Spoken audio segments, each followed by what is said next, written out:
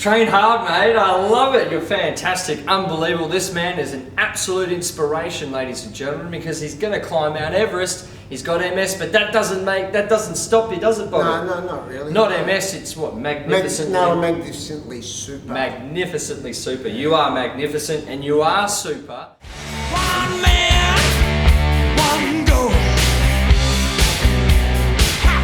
One mission, one heart, one soul. Just one solution, one flash of light.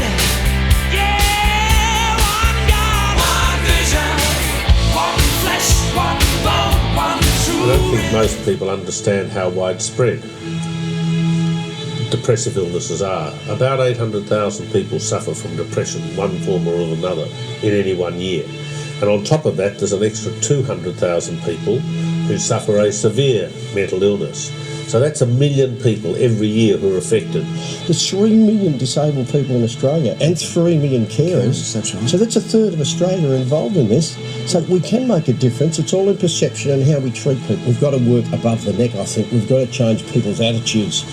And look at type 2 diabetes. It's the fastest growing disease in the world. People say, is that a disability? I reckon it is. I think we've come a long way, and that's great for the community, but it's also great for the sufferers, and that's all that matters to me is the sufferers. We must just understand that some people need help. What would you put in place to make things easier for people with disabilities? You're doing it, one of the things. Yeah. Particularly television remains the most powerful medium of communication we have. So, in fact, you're doing all the right things, Bobby.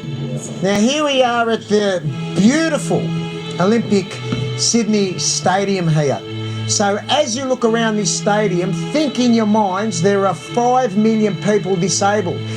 If every one of these seats would be filled up once, think it'd be filled up 50 separate times, and each one of these seats would be filled with a person that has a disability. So I'm going to take you on a journey.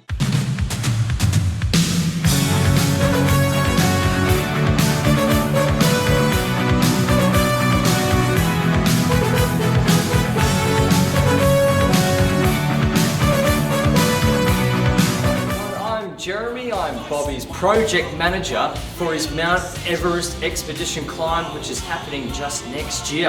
And we've got Bobby here to answer a few special questions that I have for him. So, Bobby, come on down, mate.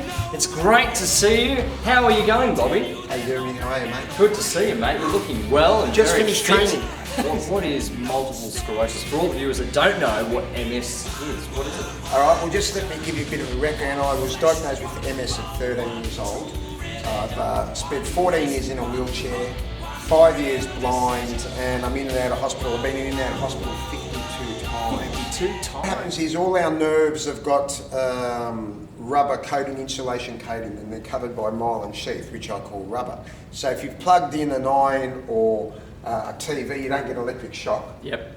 Because it's insulated by this rubber. Right. Now all our nerves are covered by this rubber. For some unknown reason, this rubber gets eaten away, and it leaves everything exposed, and Wow. you get shorts out. And You can have a relapse tomorrow. You could relapse any time. Here I am with you, Jeremy, having a chat, and you might be visiting me in hospital in a couple of days. Wow. I wanted to walk to the top of the world and see the blue sky because my legs were out and my sight was out. So that was the first thing. So this is 33 years in the making. Right. Wow. I want to make awareness and raise millions and millions of dollars for people with disabilities. So giving back. Giving back, Yeah. and their carers, and so I'm up, I'm down, I'm up, I'm down, and hopefully I'll be going up and down, And up and up and up to the top. and down again. So Truly amazing, Bobby. It's, What is the training schedule, if you don't mind me asking, the training that you go through for such a climb such as Everest?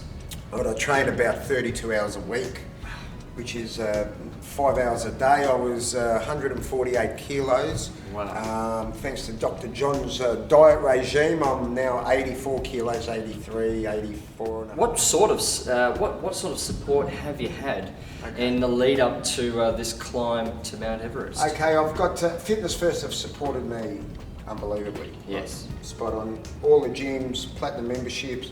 personal trainers, Yep. Massagers, everything. Yes.